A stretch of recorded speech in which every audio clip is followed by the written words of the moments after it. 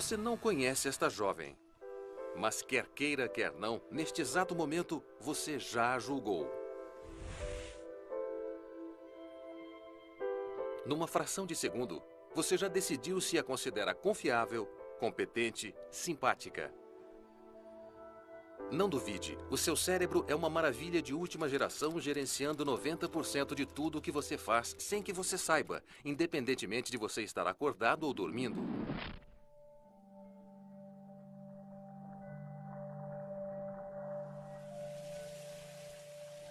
Quando você acha que teve uma ideia, o seu cérebro já teve essa ideia. Por exemplo, dê uma olhada nesta frase. Por que você deve assistir a este filme sobre seu cérebro? Você ainda consegue entender esta sopa de letrinhas? A maioria consegue. O cérebro automaticamente põe as letras de volta na ordem correta. Alguma coisa na sua cabeça conduz você pelas aventuras diárias da vida moderna. Algo que decide as coisas por você, antes de você pensar nelas. Porque o seu cérebro sempre está no automático. Nós somos levados pela mente inconsciente. Isso não é interessante?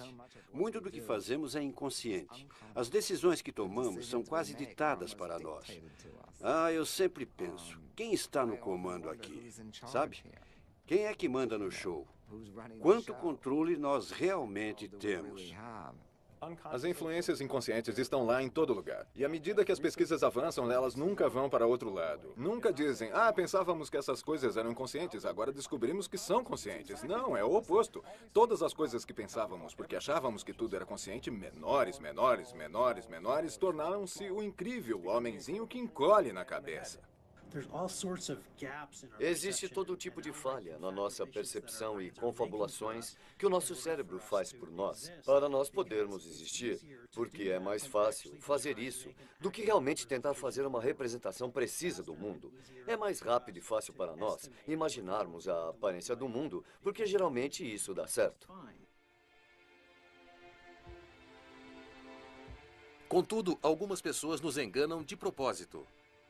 Pessoas como Apollo Robbins, um mágico, um ladrão de casaca da cidade desértica de Las Vegas. Apollo não só engana os nossos olhos, mas, mais importante do que isso, o nosso cérebro. Mágica é o que acontece dentro da mente. É como você manipula a atenção, é como pode tirar vantagem disso, como você pode conduzir pessoas nessa jornada. Se olhar para minha mão agora, você verá que ela está claramente vazia. Eu não trago a minha outra mão e, contudo, tem uma moeda dentro dela. Isso significa que você presumiu erroneamente sobre uma coisa a respeito da minha mão. O que você é como humano é um monte de sinais eletroquímicos percorrendo vários circuitos dentro do seu cérebro. O seu crânio não tem janelas. O único jeito que você obtém informações é através dos seus sistemas sensoriais, da sua memória ou da sua cognição. Ou seja, você está criando, certo? Então, o que esses sinais eletroquímicos veem sobre o mundo, junto com outros sinais eletroquímicos vindos de outros sistemas, forma esta grande simulação de realidade à nossa volta. Então, sabe, não é que o mundo à sua volta não esteja lá. Ele está lá, mas você nunca morou lá, entendeu? Você nem sequer esteve lá para uma visita. O único lugar em que você já esteve foi dentro da sua mente.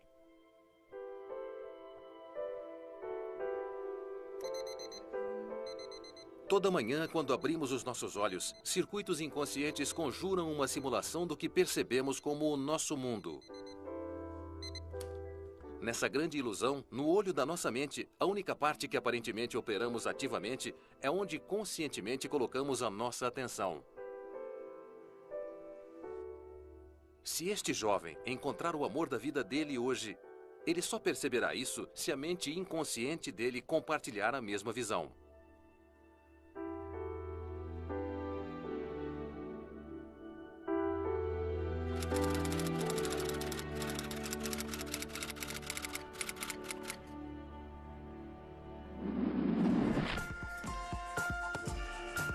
Por exemplo, você sabe exatamente como escova os dentes? Não. O seu cérebro realiza essas coisas rotineiras sem sequer incomodar você. A sua consciência só se liga para coisas novas ou importantes. Isso é porque não podemos lidar com mais do que 4 ou 5 unidades de informação ao mesmo tempo. Reunião com o chefe às 8. Para aqueles que não querem acreditar nisso, o americano Clifford Pickover inventou o teste perfeito. Escolha um dos naipes e conte quantas vezes ele pisca.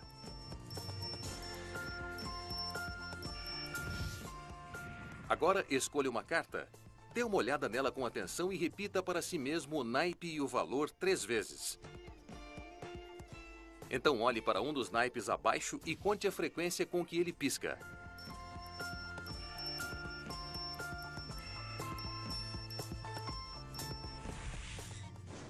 E agora dê uma olhada. Nós removemos a sua carta, certo? Milagre? Não. Nós só substituímos todas as cartas. Aqui estão as originais. Você simplesmente não percebeu porque sua memória de trabalho estava sobrecarregada. Suprimir essas coisas na nossa frente, aquelas a que não prestamos atenção, é uma coisa que fazemos o tempo todo. E, na maioria das vezes, nós o fazemos inconscientemente. Nós não percebemos que existem grandes partes do mundo que estamos tornando invisíveis, pelo próprio ato de prestar atenção a um objeto em particular ou uma tarefa em particular. Decidir as roupas certas para usar no escritório pode parecer trivial. Contudo, o circuito inconsciente na nossa mente sempre terá a última palavra. Cientistas estimam que esses circuitos podem processar simultaneamente 200.000 vezes mais dados do que a mente consciente.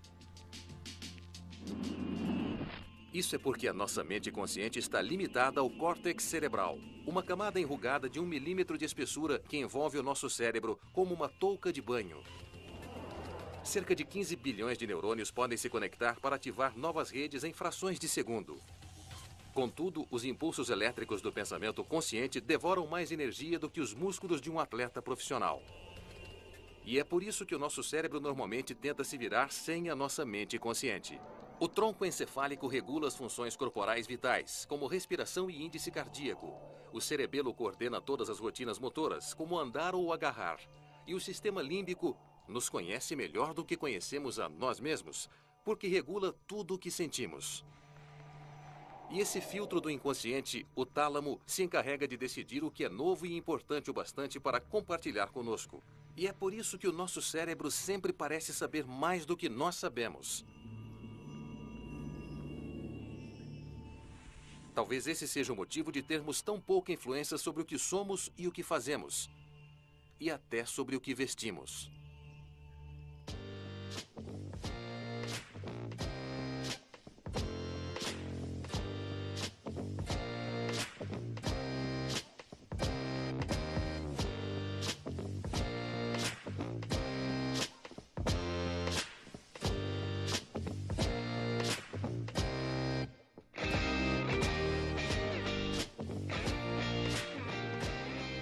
Apollo Robbins e outros mágicos ajudam os cientistas a entender como nosso cérebro percebe o mundo.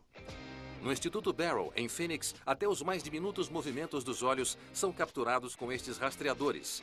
Isso ajuda os pesquisadores a entender por que truques com movimentos curvos funcionam melhor do que com movimentos retos. Com as curvas, o olho automaticamente segue a mão. Com os movimentos retos, ele salta até o fim, o que ajuda a desvendar o truque. Susana Martinez Conde e Stephen Macknick estudaram dezenas de truques de mágica. O casal de pesquisadores diz que as ilusões são a regra na nossa mente e não a exceção.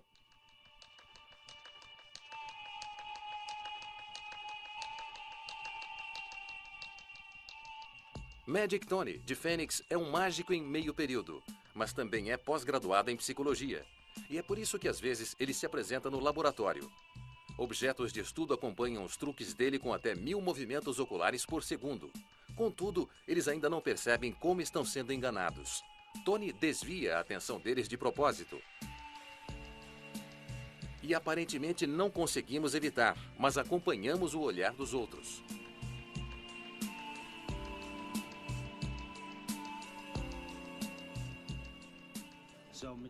Mágicos podem usar explosões ou coisas assim para causar distrações às vezes. Mas, na maior parte, eles usam ferramentas muito específicas para controlar exatamente onde alguém vai prestar atenção para que possam fazer alguma coisa em outro lugar. Mesmo se os nossos olhos casualmente veem um movimento oculto, nós olhamos, mas não vemos o truque. Porque o nosso cérebro suprime tudo o que não está nos holofotes da nossa atenção. E então, nas sombras do que é supostamente irrelevante, Tony move a moeda com um ímã embaixo da mesa. A maior parte da nossa vida mental e comportamental é uma mistura, é uma combinação de processos conscientes e inconscientes. E uma espécie de jeito simbiótico e dinâmico, eles apoiam um ao outro. E foi assim que a consciência evoluiu. Evoluiu tarde, mas evoluiu fazendo uso das estruturas cerebrais pré-existentes que estavam inconscientes. Existem muitas semelhanças entre os processos conscientes e inconscientes, especialmente na motivação e busca de metas. A Escola Infantil Bing, uma espécie de jardim da infância de pesquisas para a elite da Universidade Stanford, perto de São Francisco. O teste do marshmallow foi inventado aqui no início dos anos 70 e ainda é um dos mais importantes estudos de autocontrole e motivação. Trouxemos o teste de volta à vida com crianças da atualidade, colocando estas crianças de 4 anos numa situação pegajosa. Então, nessa parte do jogo, teremos 2 pratos aqui. E veja, 1 e 2 marshmallows aqui. Você prefere 2 marshmallows ou 1 marshmallow? 2 marshmallows. 2 marshmallows, ok. 2. Você quer 2? Ok. 2. 2 marshmallows, tá bom. O que vai acontecer é que eu preciso fazer uma coisa lá fora. E sempre pode me chamar de volta tocando a campainha, lembra? Mas se fizer isso, você só poderá comer 1 marshmallow. Se me esperar voltar sem me chamar, aí pode comer 2 marshmallows. Ok. Ok? Não tem nenhum jeito certo ou errado de fazer isso. É só escolher o que você quer fazer, tá bom? Até mais tarde.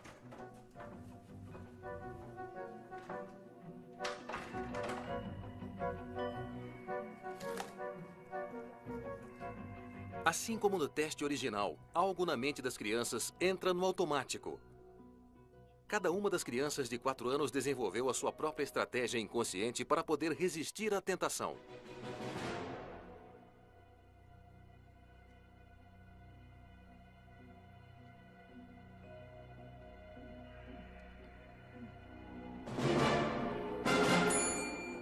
Nos anos 70, os cientistas não tinham ideia do que fazia algumas crianças desistirem e outras resistirem. Mas é um truque surpreendentemente simples da nossa mente inconsciente.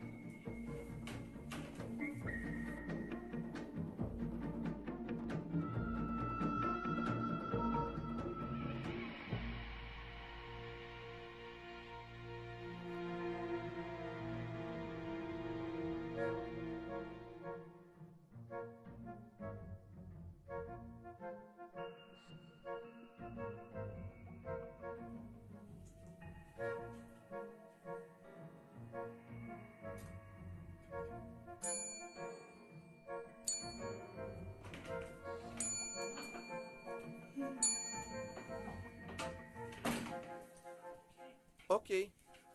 Eu decidi que eu quero só 1 marshmallow. Ok. Bem, você tocou a campainha, então pode comer este, só 1. O conceito de força de vontade como coisa estoica, em que você essencialmente morde o lábio e que você só vai desejar e fazer acontecer, é uma maneira incrível de ter resoluções que não funcionam. Hoje, as crianças testadas nos anos 70 estão com mais de 40 anos de idade. E através de entrevistas contínuas, os pesquisadores descobriram que aqueles que, aos 4 anos, foram capazes de esperar, tiveram resultados melhores em vestibulares para a faculdade. Ganham muito mais dinheiro, têm casamentos mais felizes e são mais saudáveis do que aqueles que imediatamente devoraram marshmallow. Opa! É, 2 pratos. Muito bem, então, terminamos. Obrigado por brincar comigo.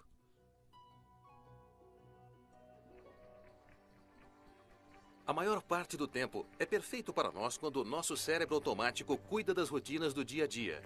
E é por isso que somos capazes de comer, descer as escadas e ler o jornal ao mesmo tempo.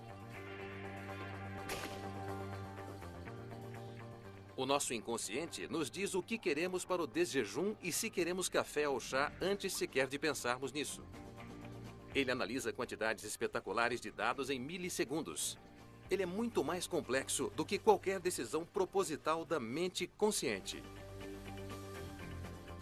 Mas nós não percebemos esse oceano do inconsciente porque é só o pensamento consciente que dá trabalho. E isso nos faz acreditar que o nosso intelecto domina o mundo.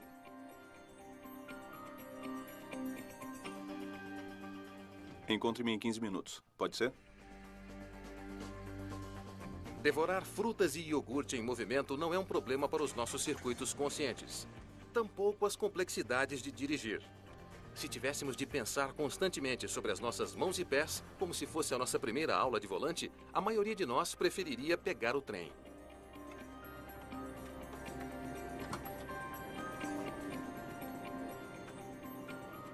Você sabia que acidentes com ciclistas acontecem com menos frequência em cidades com muitos ciclistas? Quanto mais somos confrontados por eles, melhor o nosso piloto automático consegue lidar com eles. Com novos perigos, por outro lado, a nossa mente passa para o racional. Isso nos torna muito mais flexíveis, mas também mais lentos. Interessante, nós sempre vivemos no passado, já que tudo o que percebemos conscientemente já passou a pelo menos 1/3 de segundo. Esse atraso de consciência tem grandes consequências, especialmente em relação ao nosso tempo de reação no trânsito. Interessantemente, nós não percebemos esse atraso conscientemente. Nós não experimentamos o trabalho da nossa mente inconsciente. Nós acreditamos que o experimentamos imediatamente.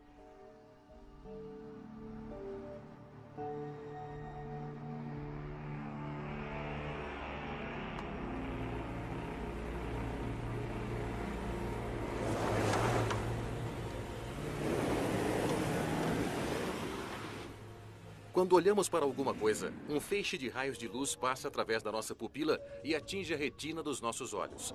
Os novos dados são criptografados na forma de milhões de impulsos nervosos que correm através do nervo óptico. 50 milissegundos depois, eles atingem as células nervosas no tálamo, o guardião da nossa consciência. Em caso de emergência, o tálamo transmite a imagem não só para o córtex visual, na parte de trás da nossa cabeça, mas simultaneamente para a amígdala, o botão do pânico da cabeça. E ela imediatamente nos faz entrar em ação. E após 150 milissegundos, nós entramos em ação sem saber por quê. Em seguida, módulos inconscientes desmontam a imagem em componentes.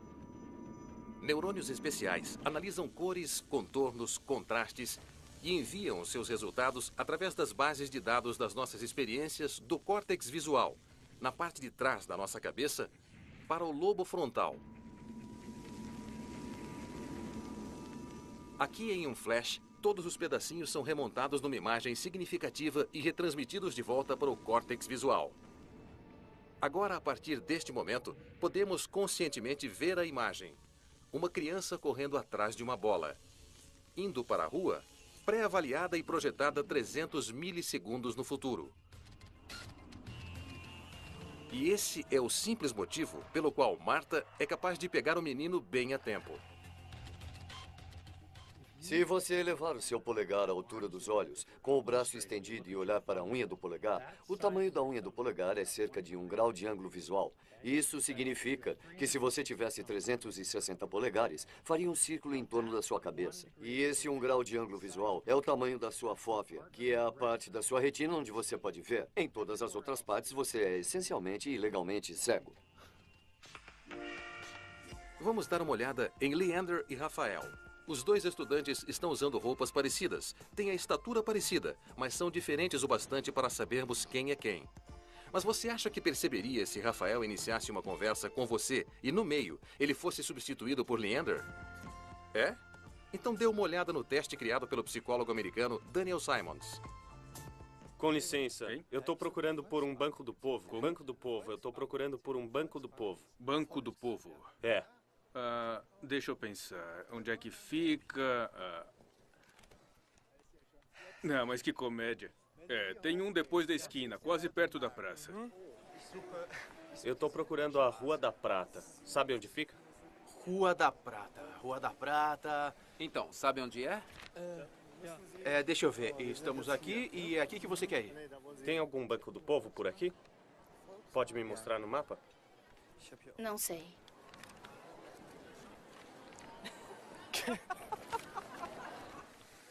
Eu estou procurando a Rua da Prata. Sabe onde é a Rua da Prata? Desculpa, mas eu não sou daqui. Então tá. Você sabe onde é a Rua da Prata? Bom, eu não tenho muita certeza. Caso você tenha imaginado que simulamos essa experiência, ela foi feita pela primeira vez no campus de uma universidade americana em 1998. Desde então, ela já foi realizada incontáveis vezes. E em todas as vezes, mais da metade das pessoas abordadas não notou absolutamente nada. Eu estou procurando este lugar. Dá uma olhada.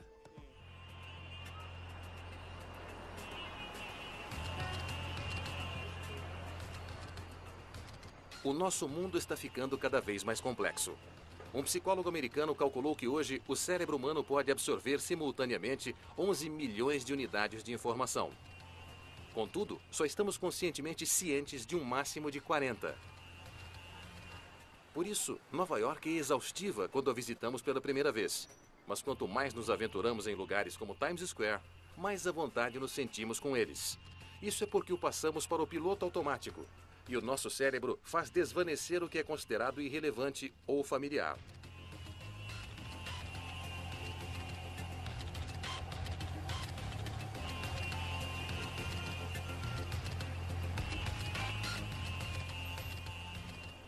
Metade do nosso cérebro é dedicado a processar informações visuais. Então isso significa que 1/4 do nosso cérebro, pelo menos, se dedica a esse 0,1%. Se você amplificasse isso e víssemos tudo no mundo, se não tivéssemos uma fóvea e todo o nosso campo visual fosse apenas uma grande fóvea de alta resolução, o nosso cérebro teria de ser pelo menos 500 vezes maior para poder processar toda essa informação. Ainda assim, a nossa atenção teria de compilar pedaços dela para nós. Para provar isso, o psicólogo Daniel Simons bolou este teste. Conte quantas vezes o time branco passa a bola. E já!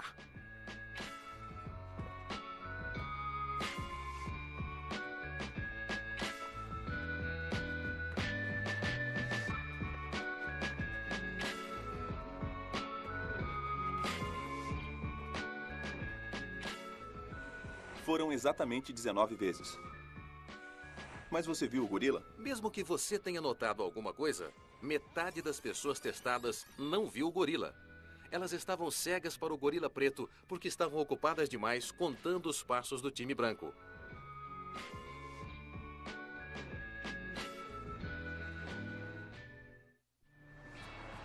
O nosso cérebro decide qual informação é nova e importante o suficiente, sem sequer que nós saibamos. Então, quando estamos na escada rolante da vida, temos sorte se a nossa mente inconsciente nos informa que estamos passando pelo amor da nossa vida.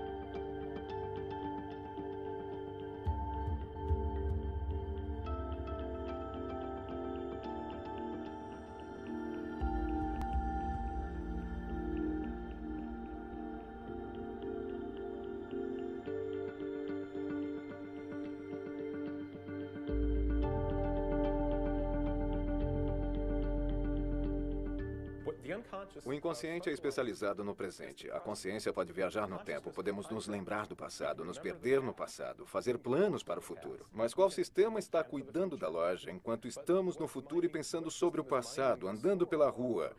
Precisamos estar conscientes do que acontece à nossa volta, nos adaptar ao meio. Então, o que o inconsciente é um sistema baseado no presente. E já que opera ao mesmo tempo que os dados conscientes, ele libera a mente consciente para viajar no tempo. Se nossa mente consciente fosse a única que existisse, assim que viajássemos no tempo, cairíamos de um penhasco, seríamos atingidos por um carro, teríamos todas essas outras coisas acontecendo conosco, porque não estamos preocupados com o presente. E o presente é uma coisa perigosa. Então fica combinado assim, tá bom? Até mais. Tchau.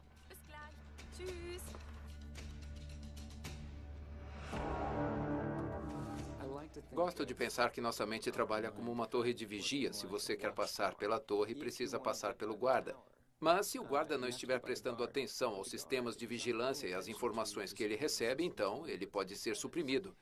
E eu acho que é isso que acontece quando estou trabalhando. Estou tentando fazer as pessoas não prestarem atenção ao que os olhos e os ouvidos delas estão lhes dizendo. Você não tem nada na mão além do relógio que está usando. E acha que eu posso roubar esse relógio sem você perceber? Não. Isso é bom. Seria uma tolice eu dizer isso para você antes de tentar fazer. Dificultaria muito para mim. Então, agora, que horas você tem? São 11h03. Certo. Então, em vez de pegar seu relógio, eu vou te dar algo meu e vou tentar roubar de você. Isso é meu. Vale uns $50. É uma moeda de prata. Aperte na sua mão. Sente que está na sua mão? Sim. Você ficaria surpreso se eu pudesse tirá-la daí? Ficaria. Ótimo. Abra sua mão. Essa é a maneira fácil. Não facilite para mim. Dificulte para mim. Segure a sua mão um pouco mais alto, só um pouco mais plana, assim. E olhe de perto. Você está vendo isso? É rápido assim. E está no seu ombro de novo. Está vendo alguma coisa? Então vamos continuar fazendo até você pegar. Uma última vez. Aperte com força dentro da sua mão. Aperte firme. Não puxe meu dedo. Esse é um truque diferente. Esse eu já vi antes. De volta ao seu ombro, o outro ombro. Não está lá. Mostre que não está lá. Abra sua mão totalmente. Dê um passo para trás para que possamos ver, viu? Você tem que olhar de perto. Põe a sua outra mão em cima de mim. Sim, pode pôr. Assim. Está vendo a moeda bem ali? Preste atenção. Você tem que olhar de perto. Não está lá ainda. É uma questão de time. Isso vai acontecer em menos de 3 minutos. Está sentindo agora? Não. Olhe de perto. Lá vai. 1, 2. Você sentiu? Não. Abra sua mão. Acabamos com o relógio no lugar dela, não foi? Isso em menos de 3 minutos? Acho que eu te falei sobre isso, não foi? É, muito bom. Pode pegar seu relógio e uma salva de palmas para os seus novos fãs. Foi ótimo. Muitíssimo Valeu, obrigado. eu que agradeço.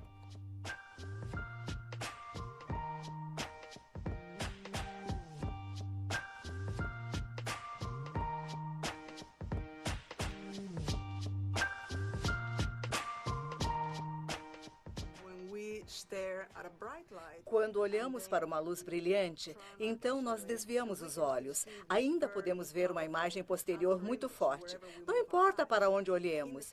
Com o sentido do tato, é bem semelhante. Depois que Apolo retira o relógio, já que ele pressionou o relógio na pele da pessoa antes, a pessoa sente que ainda está de relógio, embora o relógio tenha sumido há tempos.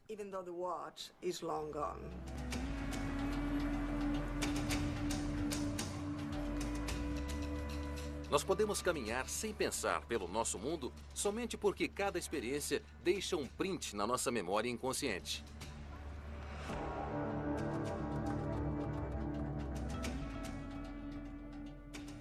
Esse grande arquivo também nos orienta quando vemos alguém pela primeira vez. Porque nós inconscientemente generalizamos as nossas experiências anteriores com pessoas.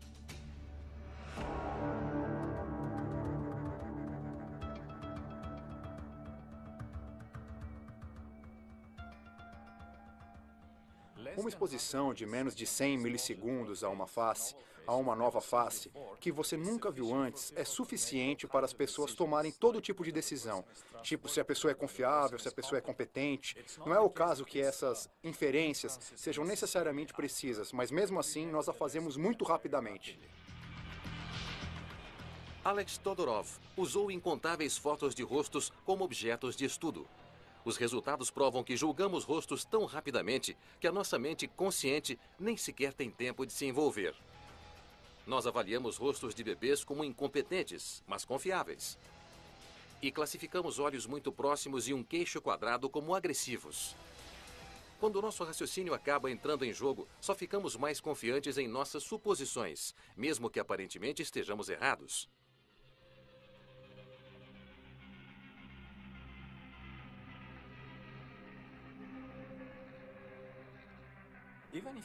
Mesmo que não tenhamos a intenção de julgar, mesmo se não temos a intenção de avaliar os rostos, mesmo assim, o cérebro categoriza os rostos, coloca os rostos em categorias específicas. Então, nesse sentido, grande parte do processamento pode ser descrito como automático. Estou atrás olhando para fora, não estou vendo meu rosto, então não sou capaz de gerenciar isso, de apresentá-lo e fazê-lo de um modo que ele tenha o que eu quero que você acredite a meu respeito.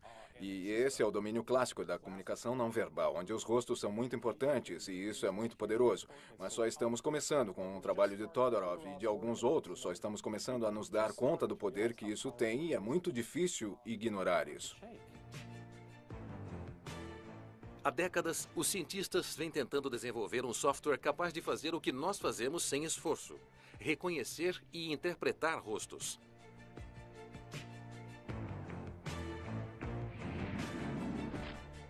Este módulo específico em seu lobo temporal direito encarrega-se de fazer a varredura de rostos. Leva apenas frações de segundo para comparar um rosto à sua frente com a sua base de dados interna de rostos. Contanto que o departamento de registros emocionais em nosso córtex insular tenha marcado o rosto com uma emoção. Às vezes, nós até reconhecemos um rosto que só vimos uma vez.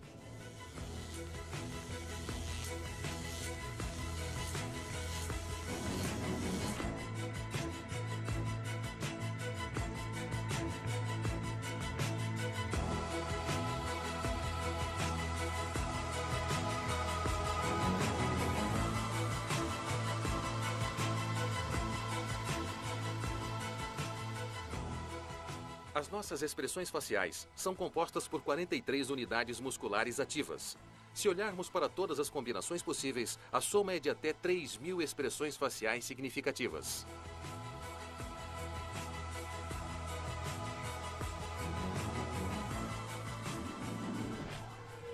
E ao lado do serviço de reconhecimento facial, fica um departamento de expressões faciais, capturando os micromovimentos faciais da nossa contraparte e interpretando-os. Os relatórios, mais uma vez, são enviados para a unidade de avaliações no córtex insular, o centro de empatia do nosso cérebro. Ao ver um rosto, achamos que podemos sentir o que a nossa contraparte sente, porque circuitos inconscientes estão nos forçando a fazê-lo. Mas não podemos pôr isso em palavras, nem controlar isso.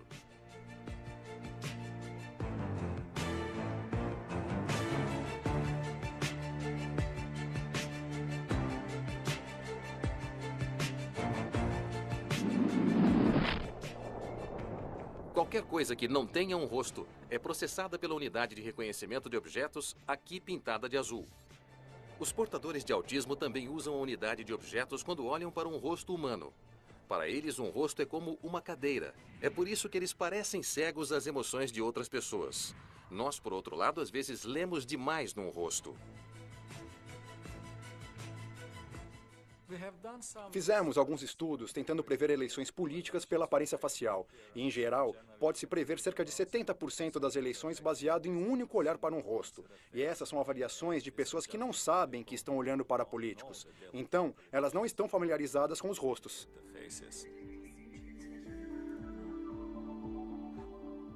O nosso rosto decide como os outros nos percebem. Quer ganhemos ou percamos eleições, sejamos contratados para um emprego, ou se vamos naquele primeiro encontro. E os nossos amigos decidem como nos movemos. Estudos com alunos de faculdade americanos revelaram que amigas do sexo feminino precisavam de apenas alguns milissegundos para inconscientemente alinhar os seus movimentos e gestos uma com a outra. Quando uma pessoa te vê sem se dar conta, você faz a mesma coisa que ela está fazendo, ou tendo a mesma postura corporal, ou tendo a mesma postura emocional no seu rosto, a mesma notícia. Elas acham que você é como eles veem semelhança, eles veem que você está reagindo do mesmo jeito que elas. E, na verdade, isso aumenta a empatia e o elo entre as pessoas.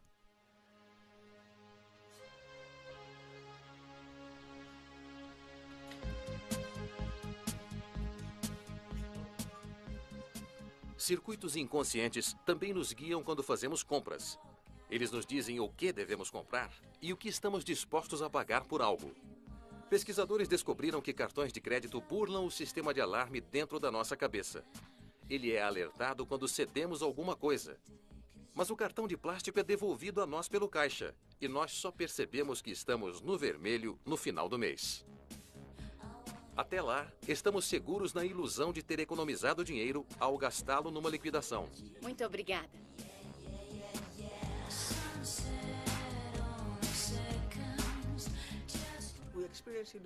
Nós experimentamos ilusões o tempo todo. Nós nunca temos, ou quase nunca temos, um casamento perfeito entre percepção e realidade. Então, de certa maneira, tudo, ou quase tudo que percebemos, é ilusório. Este é Henrik Ersson, do Instituto Karolinska de Estocolmo. O neurologista sueco provou que até o nosso brilhante cérebro automático pode ser enganado. O teste que ele criou é tão simples quanto perturbador. O objeto de estudo vê imagens em 3D tiradas por uma câmera atrás dele. Erson toca a pessoa e, em sincronismo com isso, ele faz o mesmo movimento para a câmera.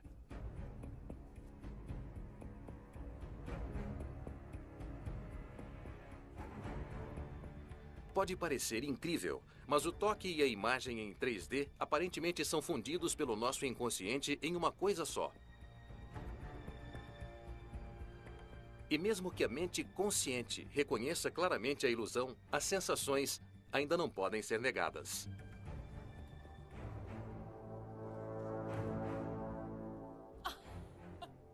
É só uma ilusão.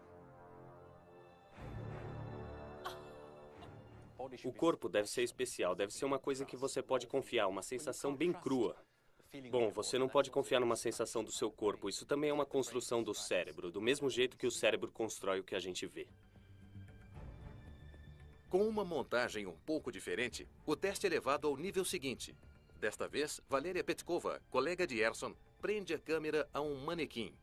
O teste seduz o objeto de estudos do sexo feminino a olhar para o corpo do manequim do sexo masculino, como se fosse o seu próprio. Mas ela só está olhando para uma imagem da câmera.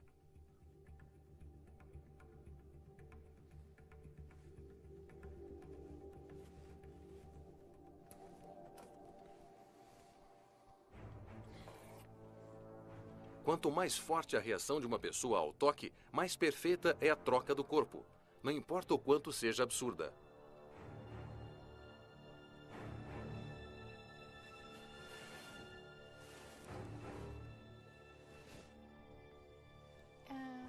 Que tal?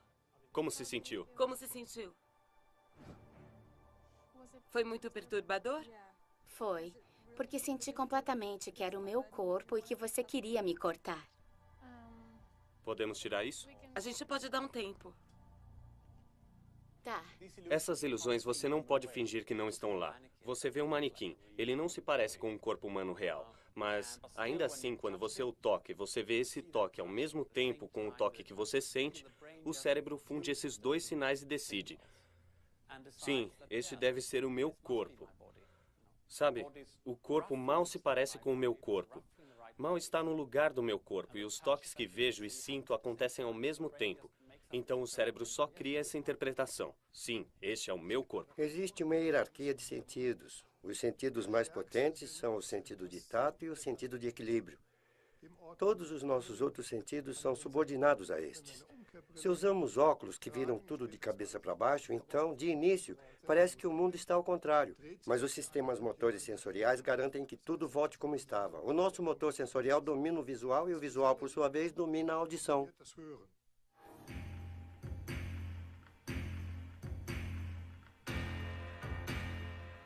Pare um momento para testar o efeito McGurk. Em um segundo, você ouvirá duas sílabas diferentes, Pá e Fá. Você pode diferenciar claramente entre as duas porque você combina o que ouve com os movimentos labiais que você vê. Pá, pá, pá, pá, pá, pá, pá, pá, pá, pá, pá, pá, pá, pá, pá. Em seguida, você verá uma tela dividida. Se você olhar para lá e para cá, ouvirá Bá quando olhar para a esquerda e outra coisa quando olhar para a direita. Contudo, o som continua o mesmo. Bá. Pá, pá, pá, pá, pá, pá, pá, pá, pá, pá, pá, pá, pá, pá, pá. O seu cérebro nem informa você sobre o conflito. Ele automaticamente o soluciona. É disso que mágicos como Apollo Robbins se aproveitam.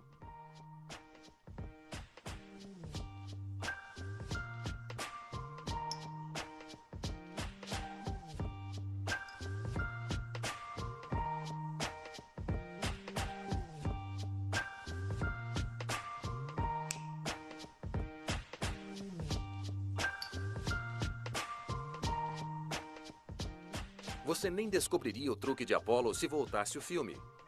E quanto mais você tenta, menos você percebe.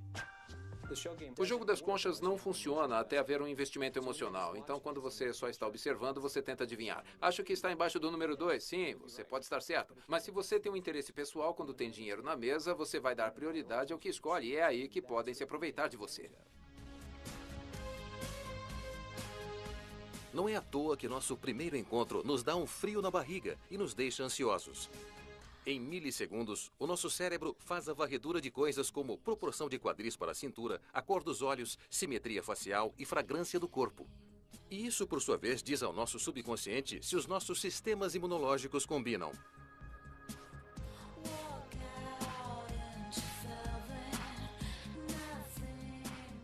Hoje, pesquisadores sabem que é mais provável que nos apaixonemos por pessoas que são como nós. Nós até tendemos a nos apaixonar por parceiros com a mesma largura de nariz e por aqueles que são mais ou menos tão inteligentes quanto nós. 90% de nossa comunicação emocional é não verbal. E quanto mais uma pessoa imita subconscientemente os nossos gestos e expressões faciais, mais gostamos dela. E isso até chega ao ponto de sintonizarmos o mesmo ritmo respiratório quando estamos falando com alguém de quem gostamos.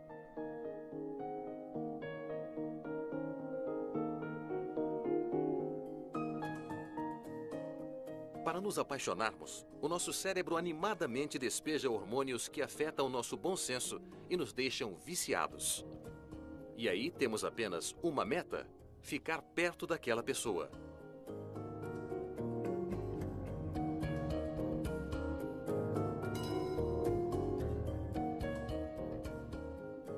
Contrariando a opinião popular, os homens se apaixonam mais rapidamente e mais definitivamente do que as mulheres. Mas em cada um de nós, é o cérebro que toma essa decisão muito antes de nós.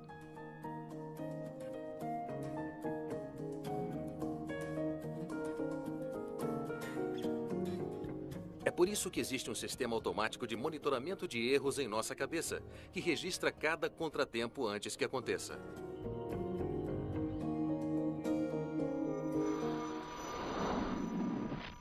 Já que o nosso cérebro calcula constantemente o que vai acontecer em seguida, se os sensores de movimento de nosso córtex cerebral registrarem os menores desvios no plano, os nossos sistemas de alarme inconsciente disparam. O departamento de motivação impede a liberação de dopamina, a substância mensageira que antecipa todas as boas coisas na nossa vida. A queda na dopamina é registrada pelo núcleus accumbens, uma interface minúscula que calcula constantemente o que nos fará felizes ou não. Então, antes da ocorrência de qualquer contratempo, ele dispara o ACC, uma espécie de alarme de incêndio em nosso córtex cerebral. Isso, por sua vez, causa uma queda de voltagem dentro do cérebro consciente, que nos faz acordar de repente, 0,3 de segundo depois do primeiro alarme. Erros causam uma sensação ruim no cérebro e é por isso que aprendemos com eles.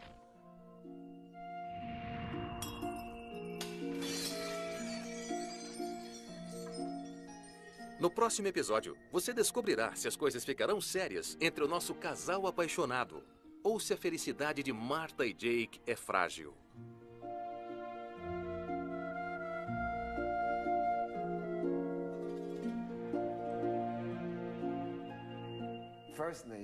Primeiro você olha para alguém, uma parceira em potencial, e você integra todo tipo de coisa. O jeito que ela fala, a aparência dela, todos os gestos.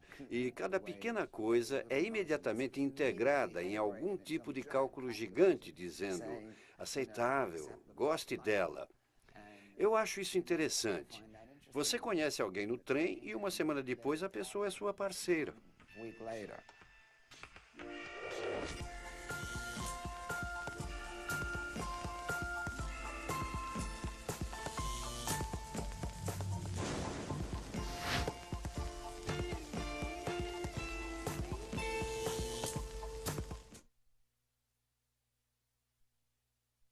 Na próxima semana.